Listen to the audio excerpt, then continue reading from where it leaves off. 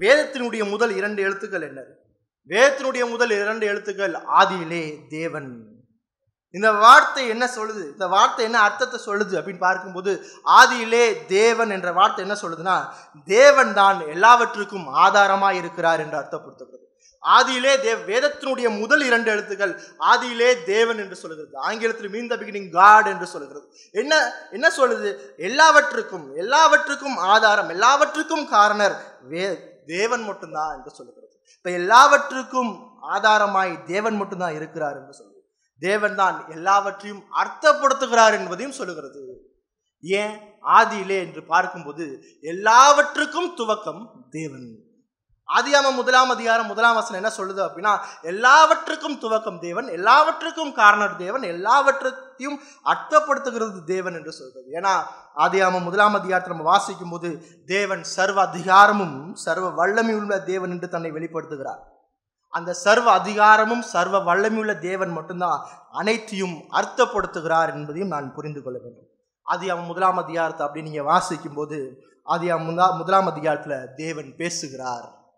ஆதியாகமம் 1 அதிகாரத்துல தேவன் செயல்படுகிறார், தேவன் பெயர் வைக்கிறார், தேவன் படைப்பை ஒழுங்குபடுத்துகிறார், தேவன் தன்னுடைய வார்த்தையை பயன்படுத்துகிறார். மறுபடியும் சொல்றேன், ஆதியாகமம் 1 அதிகாரத்துல அந்த 31 வசனத்தை நீங்க வாசிங்க அப்படின்னா, தேவன் பேசுகிறார், தேவன் செயல்படுகிறார், தேவன் பெயர் வைக்கிறார், தேவன் தன்னுடைய படைப்பை ஒழுங்குபடுத்துகிறார், அவர் தன்னுடைய வார்த்தையை பயன்படுத்தி ஒவ்வொன்றையும் படைத்து தன்னுடைய வல்லமையை வெளிப்படுத்துகிறார்.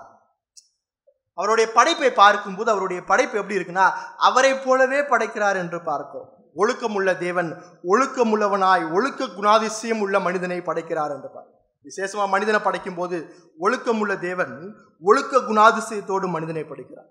ஆளுகை செய்கிற தேவன் எப்படி படைக்கிறார் என்று பார்க்கும்போது தான் படைத்த படைப்புகளை மனிதன் ஆளுகை செய்ய வேண்டும் என்று படைக்கிறார் என்று பார்க்கிறோம். அடுத்து திரித்துவத்துல உறவு கொள்கிற தேவன் மனிதனை உறவு கொள்ளும்படியாக படைக்கிறார். அவரை போல படைக்கிறார் கடவுள். கடவுள் எப்படிப்பட்டவர் என்று பார்க்கும்போது கடவுள் தன்னை போல, நான் ஒழுக்க குணாதிசயம் உள்ள தேவன், அதே போல மனிதனையும் ஒழுக்க குணாதிசயத்தோடு படைக்கிறார். அவர் உறவு கொள்கிற தேவன், திரித்துவத்துல நித்தியமாய் உறவு கொண்ட தேவன், அதே போல மனிதனை உறவு கொள்ளும்படியாக படைக்கிறார்.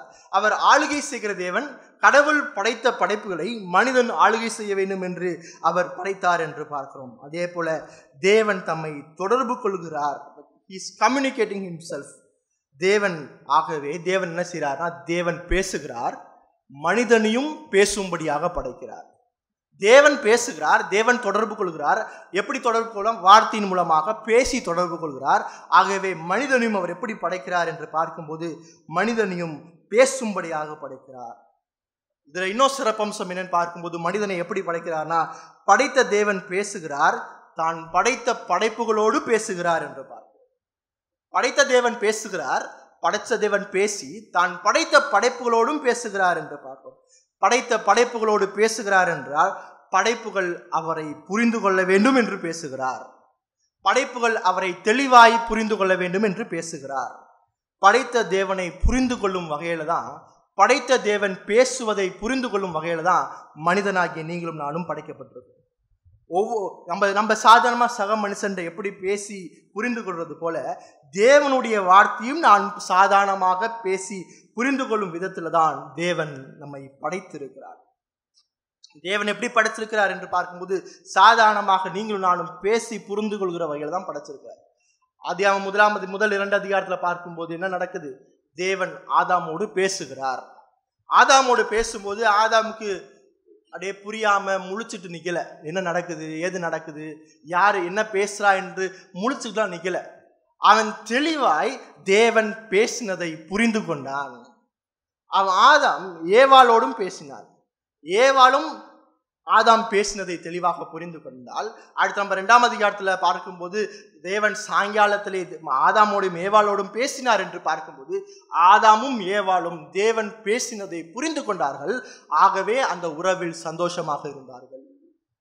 தேவன் பேசுவதை தெளிவாக புரிந்து கொள்ளும் வகையில் தான் தேவன் அனைத்தையும் படைத்திருக்கிறார்.